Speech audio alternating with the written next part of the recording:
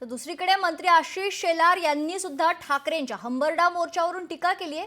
शेलारांनी काय ट्विट केलंय पाहूयात। हंबरडा फोडण्यापेक्षा स्वतःवर आसूड उगवला असता तर बरे झाले असते। कोकणात 3 चक्रीवादळ आली, मदत आम्ही दिली। कर्जमाफी अर्धवट केली, ती आम्ही पूर्ण केली। बांधावर 50,000ची घोषणा केली, 1-2 रुपयांचे चेक दिले। सत्तेत असताना ज्यांनी गावात शेतकरी मारला आणि कोरोनात सामान्य मुंबईकर। स्वतःची पापं आठवा, स्वतःवर आसूड उगवण्यापलीकडे तुमच्याकडे काहीही उरणार नाही, असा टोला आशिष शेलार यांनी लगावलाय। हंबरडा राखून ठेवा, तो मुंबई छत्रपती संभाजीनगर महापालिकेतील पराभवानंतर तुमच्या मदतीला असेल।